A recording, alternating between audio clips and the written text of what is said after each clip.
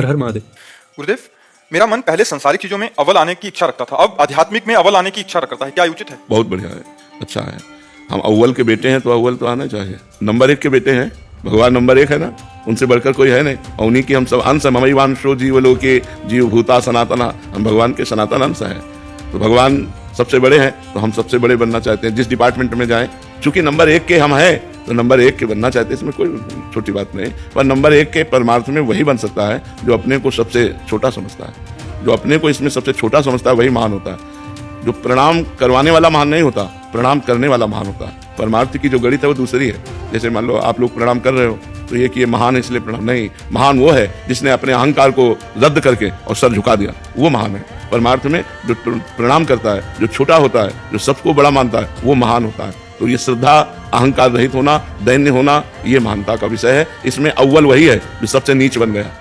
त्रणादपि सुनीचेन तरोर्युषैष्णुना अमानिना मान देन कीर्तनीया सदा हरि। जो अपने को तृण से नीच समझता है वही अव्वल नंबर में पहुंच पाएगा। जो अपने को कुछ समझता है माया उसे परास्त कर देगी।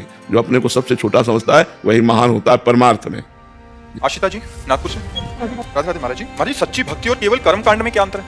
केवल अगर सही ढंग से शास्त्रीय कर्म कांड किया जाए तो स्वर्ग लोक की प्राप्ति होगी, और सच्ची भक्ति की जाए तो भगवान की प्राप्ति होगी। कर्मकांड की सामर्थ्य भगवान की प्राप्ति नहीं करा सकती। कर्मकांड केवल स्वर्ग तक ले जाता है।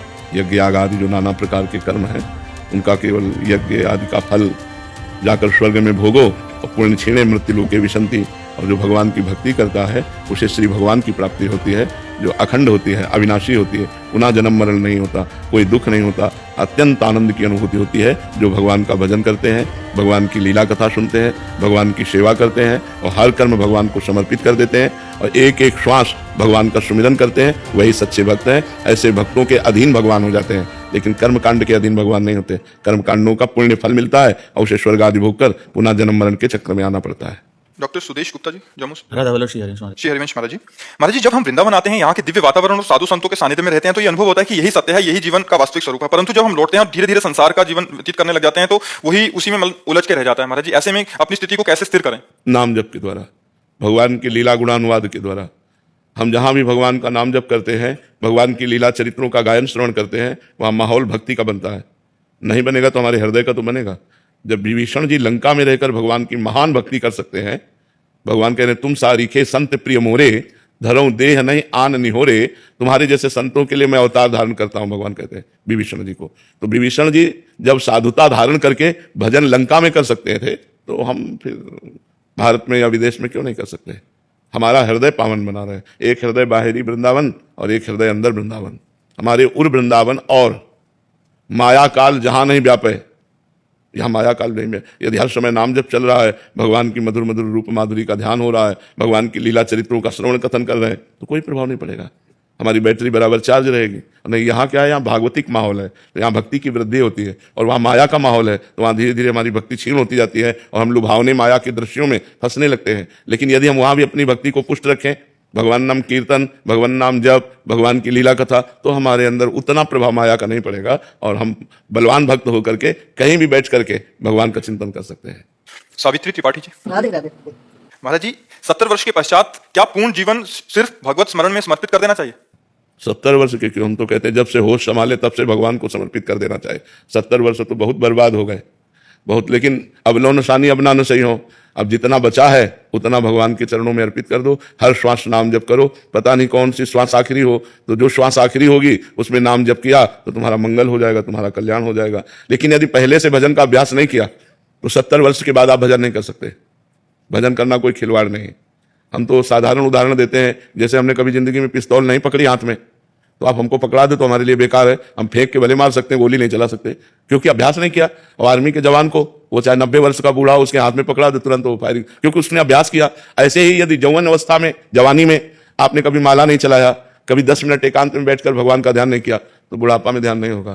तो इसलिए हमें लगता है कि अगर थोड़ी भी बुद्धि काम कर रही हो और श्वासें जितनी हैं उतनी भगवान के चरणों में अर्पित कर दो। नहीं, मनुष्य जीवन का क्या लाभ मिला? क्या लड़का बच्चा, मकान, दुकान, रुपया, पैसा, यही मनुष्य जीवन का लाभ है? तो फिर देव दुर्लभ क्यों कहा गया? दुर्लभो मानुषो देहो, मनुष्य देह दुर्लभ है। इतना इतना तक कह दिया कि सुर दुर्लभ सदग्रंथन गावा, बड़े भाग मानुष तन पावा। सुर दुर्लभ, देवताओं को भी दुर्लभ है ये मनुष्य शरीर। किस लिए? बोले साधन धाम मोक्ष कर द्वारा, ये साधना करके मोक्ष प्राप्ति के लिए, भगवत प्राप्ति के लिए है। तो अब जो अवस्था बची है तो जबान से नाम जप करो। यजिभ्यागे वर्तते नाम तुभ्यम अहो वत्सो गरियान यजिभ्यागे वर्तते नाम तुभ्यम। यदि राधा राधा राधा राम राम राम कृष्ण कृष्ण कृष्ण ऐसा जिभ्या से रट रहे हो तो कोई भी हो, कहीं भी हो, किसी भी अवस्था के हो, तुम्हारा मंगल निश्चित हो जाएगा। प्रेम जी अहमदाबाद से। जय जय श्री थारी जी हरिवंश महाराज जी। महाराज जी गुरुदेव की कृपा कब, कैसे और क्यों होती है?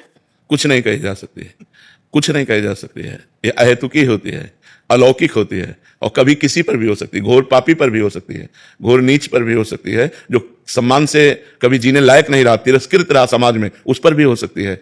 कभी भी किसी पर, न जाने कौन से गुण पर दया निधि रीझ जाते हैं। अहेतुकी कृपालु है, कब कहाँ कृपा हो गई। तो ऐसे गुरु की शरणागति, गुरु का आश्रय, गुरु की कृपा कब किस पर हो जाए इसको नहीं कहा जा सकता। जिसे आप बहुत नीच समझते हो, कुछ नहीं समझते हो, उसी पर कृपा हो गई तो बहुत बड़ा वो संत हो जाएगा। ऐसे हमारे इतिहास भरे पड़े हैं जो समाज के द्वारा तिरस्कृत हुए, निंदनीय हुए, और भगवान की उन पर कृपा हो गई, वही महान पुरुष हो गए। अब चिंतामणि वैश्या में इतने आसक्त थे बिल्व मंगल जी कि उसको देखे बिना जी नहीं सकते थे। मतलब घोर अपराध। उनका ब्याह हुआ, उनकी पत्नी पातिव्रत धर्म वाली, कभी एक बार देखा भी नहीं, और उसी पत्नी के आभूषण सब ले लेकर के चिंतामणि वैश्या को दिया। वैश्या में इतने आसक्त थे कि मतलब, और जब धन खत्म हुआ तो वैश्या किसकी, ठोकर लगा करके जब बाहर कर दिया, तो जब घायल चित्त होता है ना, देखो सबको प्यार की जरूरत होती है। आप देखो कोई भी हो, जैसे बूढ़ा आदमी भी है ना, तो उसको अपने बच्चे बहुओं के प्यार की जरूरत है, उसको अनाथालय में भोजन की जरूरत नहीं है, उसे प्यार की जरूरत है। अब जब इतना बड़ा प्यार और ठोकर मार दिया उसी प्यार ने, अब कहीं जगह नहीं, तो जब किसको कहीं जगह नहीं मिलती ना, तो एक जगह होती भगवान की। भगवान श्री कृष्ण के चरणों का आश्रय ले। वो जानते हो क्या कहे गए? बिल्व मंगलाचार्य, बिल्व मंगलाचार्य कहे गए भगवान के। अब वो घायल चित्त जब भगवान में लगा तो वैसे ही प्यार भगवान से किया। भगवान तो प्यार ही चाहते हैं। गोस्वामी तुलसीदास जी अपनी पत्नी को इतना प्यार करते थे कि वो जी नहीं सकते थे, एक मिनट का भी वियोग बर्दाश्त नहीं करते थे। और जब उनका उपदेश हुआ उनकी पत्नी का कि जितना आप इस शरीर से प्यार करते हो चाम से, उतना राम से प्यार करते तो निहाल हो जाते। बस कदम राम की तरफ ऐसा बढ़े कि गोस्वामी तुलसीदास जी महान।